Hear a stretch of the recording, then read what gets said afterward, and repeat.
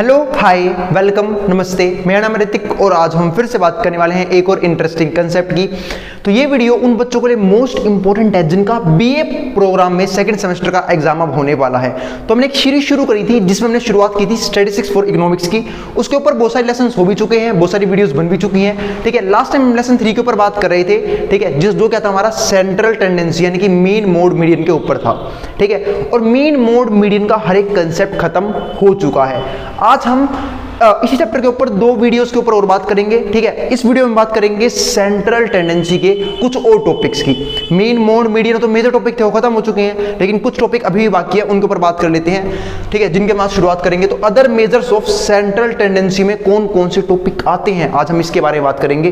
तो भाई अगर वीडियो में कोई भी डाउट, कोई भी क्वेरी रह जाए तो आप नीचे कमेंट्स बॉक्स में कमेंट डाल देना। ठीक है, लेकिन अगर वीडियो पसंद आए और वीडियो को लाइक करना और चैनल को सब्सक्राइब करना बिल्कुल ना भूलें। तो चलो फिर शुरुआत करते हैं आज का इंटरेस्टिंग कंसेप्ट। ठीक है, तो आज हमें क्या समझना है? आज हमें समझना है other measures of central tendency, जिसके अंदर 3 चीजें आती हैं। एक तो आएगा क्वार्टाइल, एक आएगा परसेंटाइल और एक आएगा डेकाइल।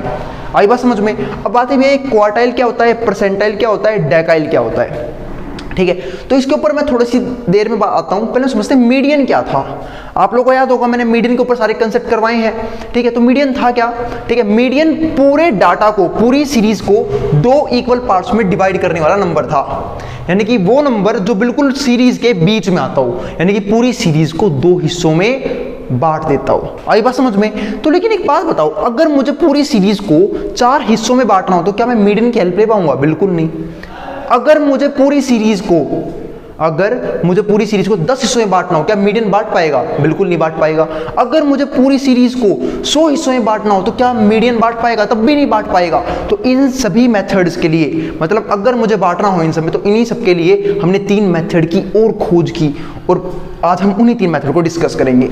शुरुआत करते हैं क्वार्टाइल से। क्वार्टाइल क्या होता है? क्वार्टाइल एक बहुत अच्छे वर्ड से मिलकर बना हुआ है। पता है कौन सा? क्वार्टर। आपने तो सुना ही होगा।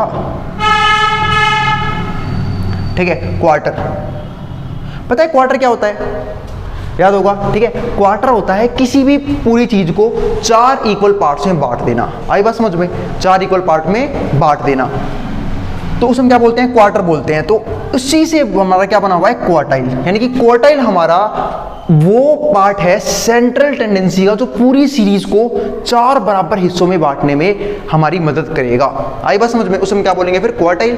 ठीक है, अब क्वार्टाइल में 4 चीजें आएंगी फिर, Q1, Q2, Q3 और Q4। Q1 का मतलब क्या है? पूरे डाटा का 25%, यानी कि ये फर्स्ट पार्ट है ना। मतलब मान लो कोई भी चीज है, मान लो ये सीरीज है, पूरी लाइन है एक, ये 4 हिस्सों में बांट दिया, ये बट के 4 इक्वल हिस्सों में। ठीक है, तो ये जो पहला पार्ट है हम बोलेंगे Q1। क्या बोलेंगे? Q1। ठीक है, दूसरा पार्ट Q2। फॉर्मूला याद रखना आप इनके। फॉर्मूला क्या है? देखो यहाँ पे n+1, जहां पे n हमारा क्या होगा? टोटल ऑब्जर्वेशंस, प्लस में 1 बाय में 4। Q2 क्या हो गया? 2n+1 bye 4। ठीक है, Q3 क्या हो गया? 3n+1 bye 4। ठीक है, Q4 क्या हो गया? 4n+1 bye 4। आई बात समझ में? तो ये आ गया हमारे पास। अब इससे भी कुछ खास इंपॉर्टेंट बातें वो आपको बता देता हूं। वो क्या कि भाई Q1 को हम बोलते हैं लोअर क्वार्टाइल। क्या बोलते हैं? Lower quartile. तो ध्यान रखना कि अगर आपसे एग्जाम में कभी भी पूछ दे कि भैया लोअर क्वार्टाइल कैसे निकालेगा, मतलब लोअर क्वार्टाइल क्या होता है, या फिर इस कोई भी क्वेश्चन दे दे और यूं बोल दे लोअर क्वार्टाइल निकाल दो, तो आपको क्या करना होगा? आपको Q1 निकाल के आना होगा। आई बात समझ में? ठीक है, Q2 मीडियन को बोलते हैं, क्योंकि देखो अगर मैं 2 को 4 से काट दूं 2 बन जाएगा, फिर ये हो जाएगा फॉर्मूला। Q2 जनरली में किसको बोल देते हैं? मीडियन को बोल देते हैं सीधा। किसको बोल देते हैं? मीडियन को। तो ये ध्यान रखना। अब अगर मैं बात करूं Q3 की, किसकी बात करूं? Q3 की। तो Q3 कैसे आएगा? इसका फॉर्मूला होगा 3n+1 बाय 4। ठीक है, अब जो 3 है इसे हम बोलते हैं अपर क्वार्टाइल। तो इससे हमने एक और बात सीखी कि अगर उसने कोई क्वेश्चन दिया और मुझसे पूछा अपर क्वार्टाइल क्या आएगा इस क्वेश्चन का, तो ध्यान रखना आपको क्या निकालना है? आपको निकालना है Q3। और Q4 फिर से 4 से मल्टीप्लाई करनी है, n+1 बाय 4। Q4 हो गया बिल्कुल लास्ट वाला पार्ट। आई बात समझ में? तो ये चीज थी हमारी क्या, क्वार्टाइल। अब इस क्वेश्चन से ना बस आपको फॉर्मूला याद रखना है, इस क्वेश्चन से हम करने की कोशिश करते हैं। आई बात समझ में? और ध्यान रखना मैं अभी क्वेश्चंस नहीं करवा रहा हूं, जैसे चैप्टर पूरे हो जाएंगे मैं एक वीडियो बनाऊंगा जहां पे मैं जनरली सारे मोस्ट इंपोर्टेंट क्वेश्चंस को डिस्कस कर लूंगा जो प्रीवियस ईयर में आए हुए हैं। आई बात समझ में? पर कंसेप्ट मस्ट है भाई, अगर कंसेप्ट नहीं आएगा तो क्वेश्चन करना तो भूल ही जाओ आप, चाहे क्वेश्चन कितना ही तगड़ा आ जाए चाहे कितना ईजी आ जाए। जब फॉर्मूले ही नहीं पता होंगे, कंसेप्ट नहीं पता होगा तो क्वेश्चन बिल्कुल नहीं हिलेगा आप लोगों से। आई बात समझ में? तो कंसेप्ट को बिल्कुल भी स्किप ना करें गलती से भी। अब यहां देखते हैं, और मैं तो कहूंगा हर एक वीडियो को सीरीज में ही देखने की कोशिश किया करो। अब यहां देखो, अब ये क्वेश्चन आ गया। अब मीडियन में याद है एक खास बात थी कि हमारे पास कोई भी डाटा या फिर कोई भी डिस्क्रीट सीरीज आ जाए, पहले हम उसे अरेंज करते हैं असेंडिंग या डिसेंडिंग ऑर्डर में। तो ध्यान रखना क्वार्टाइल में भी आप बिल्कुल ऐसा ही करोगे, पहले आप सीरीज को अरेंज करोगे या तो असेंडिंग में या फिर डिसेंडिंग में। जैसे यहाँ पे देखो, यहाँ पे तो मेरे पास ऑलरेडी अरेंज है, ये ऑलरेडी अरेंज है किसमें, असेंडिंग ऑर्डर में, 0 2 5 फिर उससे बड़ा फिर उससे बड़ा फिर उससे बड़ा फिर बढ़ते ही जा रहे हैं। आई बात समझ में? तो मतलब ये ऑलरेडी अरेंज कर रखे हैं उसने। अब आते हैं हम Q1 Q2 और Q3 निकालना है हमें, मतलब हमें क्या निकालना है, यहाँ पे लोअर क्वार्टाइल, यहाँ पे मीडियन और यहाँ पे अपर क्वार्टाइल। अब एक बार फटाफट चीजों को देखो कितनी इसमें n है, 1 2 3 4 5 6 7 8 9 10 11 n है, यानी कि n की वैल्यू में कितनी मिल गई, हमने ये तो निकाल लिया, n हो गया हमारा 11, तो n हो गया 11। अब फॉर्मूला हो रहा, अब Q1 का फॉर्मूला क्या होगा, n + 1/4, n + 1/4 टर्म, n की जगह क्या रखोगे आप, 11, तो 11 प्लस में 1 डिवाइड बाई 4, तो ये वही टर्म बनेगी हमारा आंसर। 11 प्लस 1 कितना हो गया, 12, और 12/4 कितना होता है, थर्ड, यानी कि हमारा जो थर्ड नंबर है ना, ठीक है, वो हमारा क्या बनेगा, Q1 का आंसर बनेगा। तो फर्स्ट सेकंड थर्ड 5 हमारा आंसर आ गया। ऐसे ही मान लो आपको Q2 निकालना है। अब Q2 देखो, या तो आप ये वाला फॉर्मूला लगाओ, 4 रखो नीचे और यहाँ पे 2 से मल्टीप्लाई करो, या फिर आप भाई 2 से 4 का ट्राई काट दो ना। यहाँ पे देखो ऐसे ही 4 से 4 का ट्राई तो काटो ना, n + 1 लिखो सिर्फ फॉर्मूले में। आई बात समझ में? क्योंकि 4 की टेबल 4 1 पे आ जाएगा, कट जाएगा 4, ऐसे यहाँ पे 2 रह जाएगा सिर्फ। तो n की जगह कितना आ जाएगा, फिर से इस क्वेश्चन के हिसाब से 11 प्लस में 1 डिवाइड बाई 2। अब 11 प्लस 1 कितना होता है, जोड़ना तो आता ही होगा आप लोगों को, 11 प्लस 1 कितना होता है, 12, और 12 डिवाइड बाई 2, अब 2 की टेबल में 12 कितने पे आएगा, 6 पे, तो 6th नंबर हमारा आंसर होगा। और 6th नंबर क्या है इसको, इसमें सीरीज में अरेंज तो है ही already, first second third fourth fifth 6th, 10 हमारा आंसर आ गया। खत्म सवाल। अगला निकालना है, अगला कौन सा हो जाएगा हमारा, यहाँ पे हमने क्या निकाल लिया, हमें निकाल लिया Q1 Q2, अब निकालते हैं Q3। तो Q3 के लिए 3 n + 1/4, ये हमारा आंसर बनेगा। अब n की जगह कितना आ गया हमारा, 11 प्लस 1 12, 12 बटे में 4 3, अब 3 और 3 9 हो जाएगा, यानी कि बार 9th नंबर हमारा आंसर बनेगा। इस 3 से मल्टीप्लाई भी करेंगे तो हमारा आंसर आएगा 9th। अब 9th नंबर कौन सा है, first second third fourth fifth 6th 7th 8th 9th। कहीं बोलेंगे भैया पीछे से क्यों नहीं काउंट कर लिया, आप वो भी कर लेना। कितना आंसर आ गया, 35, बस आंसर आ गया। तो इतना आसान था हमारे पास क्या, क्वार्टाइल। पर ये दिखने में इतना आसान लग रहा है, इसे कुछ क्वेश्चन काफ़ी बच्चों को फंसा देते हैं, मैं उन क्वेश्चंस के ऊपर भी बात करूंगा। आई बात समझ में? तो अभी तो फिलहाल सिर्फ कंसेप्ट था, तो इसलिए मैंने एक ईजी सा क्वेश्चन लिया वो करवा दिया। आई बात समझ में? चलते हैं फिर अब। हाँ, लेकिन अब देखो भाई, सीरीज आपको सिर्फ डिस्क्रीट थोड़ी ना मिलेगी, सीरीज तो आपको ग्रुप भी मिल सकती है। ग्रुप याद है ना, जहाँ पे कंटिन्यूअस सीरीज हो, यानी कि जहाँ पे आपको क्लास इंटरवल भी गिवन दे, 0 से 5, 5 से 10, 10 से 15, 15 से 20, 20 से 25 ऐसे दे दे, ठीक है। तो उस केस में फॉर्मूला ये बन जाता है इतना बड़ा। जैसे याद होगा आपने 9th 10th में मीडियन निकालना सीखा था, वहाँ पे फॉर्मूला भी कुछ ऐसा ही था। मैं आपको याद दिलाता हूँ, 10th क्लास के बाद जब बहुत छोटे से थे, है ना मैम, जब छोटे से थे तो यहाँ पे फॉर्मूला ये होता था, L प्लस में n/2 माइनस में CF अपॉन में F और मल्टीप्लाई में H, ठीक है, ये फॉर्मूला होता था। और भाई बुक में अलग तरीके से लिखा होता है, कहीं पे यहाँ पे आई लिखा होगा, कहीं पे यहाँ पे कुछ लिखा होगा, बात एक ही होती है। आई बस समझो, तो आपको यूं का यूं ही लिखना है। तो एल हमारा क्या होता है, lower class interval, N total number of observation या फिर फ्रीक्वेंसी के टोटल को भी हम एन बोलते हैं, अगर हमारे पास फ्रीक्वेंसी है तो। इस टाइप का भी मैं कुछ एक सवाल जरूर करवाऊंगा, ठीक है, जब मैं प्रीवियस ईयर क्वेश्चन करवाऊंगा। आई बात समझ में? तो भाई वीडियो जो बनेगी ना इस चैप्टर की बिल्कुल लास्ट वीडियो, वो देखना बिल्कुल मत भूलना।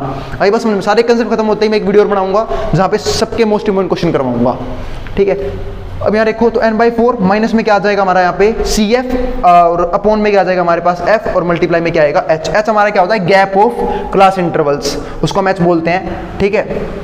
और एफ होगा हमारा जो फ्रीक्वेंसी आएगी, बताऊंगा कैसे निकालते हैं एफ, और एल तो आपको पता लग ही जाएगा, ठीक है। ये चीज थोड़ी सी अभी स्किप कर दो, फॉर्मूला याद रखना ये वाला, एल प्लस में n/4 माइनस में सी एफ अपॉन में एफ मल्टीप्लाई में एच, ठीक है। अब बात भी आपने यहाँ पे n/2 क्यों लिखा, क्योंकि भाई 10th में हमने सिर्फ मीडियन निकालना सीखा था, और मीडियन में n/2 आता है ना कि n/4, ये तो क्वार्टाइल के लिए आया हुआ है n/4। आइए बात समझ में, आगे बढ़ते हैं। क्वार्टाइल के बाद अब मैं बात कर रहा हूँ डेकाइल की। डेकाइल, आपने डेक वर्ड बहुत बार सुना होगा, ठीक है, जैसे आपने सुना होगा डिकेड्स, ठीक है। डिकेड्स क्या बोलते हैं, जैसे कि पिछले 10 सालों को 10 सालों के ग्रुप को डिकेड्स बोलते हैं, ऐसे ही ना यहाँ पे क्या है डेकाइल है। डेकाइल का मतलब क्या है कि जब आपको किसी भी सीरीज को, किसी भी डाटा को 10 इक्वल हिस्सों में बांटना है, तब आप बिना इसकी हेल्प के बांट ही नहीं पाओगे, इसे हम क्या बोलते हैं डेकाइल।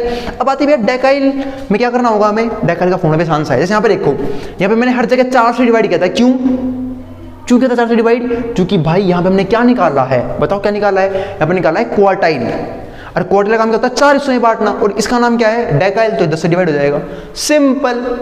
आपको d1 निकालना है, 1 से मल्टीप्लाई करो, और 1 मैंने क्यों नहीं लिखा, क्योंकि 1 से मल्टीप्लाई करूं चाहे ना करूं घंटा फर्क नहीं पड़ने वाला सवाल में, आंसर तो सेम ही रहेगा। अगर मुझे d3 निकालना है, 3 से मल्टीप्लाई कर दूंगा, वही रहेगा n+1/10 10th। अब जैसे मैंने यहाँ पे लिख दिया है dn, और ध्यान रखना इस n का मतलब क्या होता है, total number of observations, total number of observations, ठीक है, डिस्क्रीट सीरीज के अंदर। जैसे यहाँ पे देखो 3 से मल्टीप्लाई कर दिया, यहाँ पे dn निकालना है तो n से मल्टीप्लाई कर दूंगा। अगर मैं नीचे बात करूं तो ध्यान से यहाँ पे समझना, फॉर ग्रुप डाटा, अगर मैं बात करूं किसी भी ग्रुप डाटा की, तो ग्रुप डाटा की अगर मैं बात करूं तो भाई यहाँ पे देखो, यहाँ पे n का मतलब होता है sum of frequency, sum of all frequencies, L हमारा lower class interval, C F होता है हमारा कम्युलेटिव फ्रीक्वेंसी, करेंगे इसके ऊपर बात, एच हमारा होता है गैप, और एफ तो होता है फ्रीक्वेंसी। और n/10 क्यों आया, क्योंकि एक ग्रुप डाटा का फॉर्मूला है, वो भी किसका, डेकाइल का। अब चलते हैं परसेंटाइल के ऊपर। परसेंटाइल का मतलब क्या होता है, देखो परसेंटाइल बना हुआ है परसेंट वर्ड से, और परसेंट का मतलब क्या होता है भाई, किसी भी चीज का 100वां हिस्सा, परसेंट, सेंट होता है 100, और पर मतलब सेंट 100 का एक हिस्सा, आई बात समझ में, उसमें क्या बोलते हैं परसेंट। तो परसेंटाइल का मतलब क्या होगा, किसी भी डाटा को 100 इक्वल पार्ट्स में बांटना, और आपका बीच का कोई सा डाटा निकाल सकते हो आप, तो आप कैसे यूज करोगे, आप निकाल सकते हो P1, P2, P51, P62, P72, P75, कुछ भी निकालने की कोशिश कर सकते हो। तो बात करता हूं मैं परसेंटाइल के ऊपर।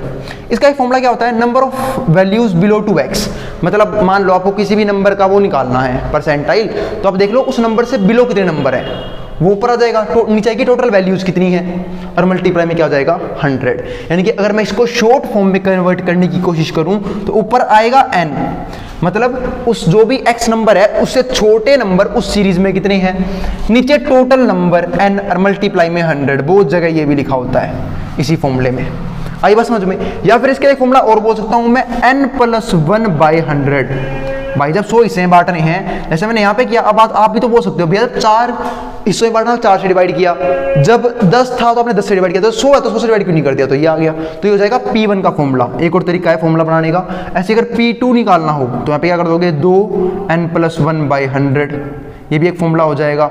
P3 निकालना हो 3 से मल्टीप्लाई कर देना, 4 निकालना हो 4 से, 50 निकालना हो 50 से, ठीक है, 75 निकालना हो 75 से मल्टीप्लाई कर देना, सारे क्या बन जाएंगे, फॉर्मूले बन जाएंगे। अब मैं ग्रुप डाटा की बात करूं तो वहां पे वही सिंपल एल आएगा, यहाँ पे देखो बस चेंज इसमें करना है, डेकाइल था तो n/10, ग्रुप डाटा है और परसेंटाइल है तो n/100, माइनस में CF अपॉन में F मल्टीप्लाई में H। कई बच्चे भूल गए होंगे कि यहाँ पे F और CF कैसे पता लगाते हैं, कोई दिक्कत नहीं है, जब मैं सवाल करवाऊंगा तो मैं आपको याद दिला दूंगा, आई बात समझ में कैसे निकालते हैं यहाँ पे। तो ये था हमारा काफी इंपॉर्टेंट कंसेप्ट, वो भी किस चीज का, ठीक है, परसेंटाइल, डेकाइल और क्वार्टाइल का। तो ये हमारे 3 तरीके और थे। थर्ड चैप्टर काफी लंबा चैप्टर है, इसके बाद तो मेरे हिसाब से थर्ड चैप्टर के बाद ना प्रोबेबिलिटी शुरू हो जाएगी, तो थोड़ा बहुत आपको ना अब मजा आएगा, क्योंकि मैथ्स थोड़ा पढ़ने को मिलेगी आपको। अब तक आप स्टैट्स में घुसे हुए थे, डाटा में घुसे हुए थे, अब आएगा हमारे पास क्या, प्रोबेबिलिटी अगले चैप्टर से, आई बात समझ में।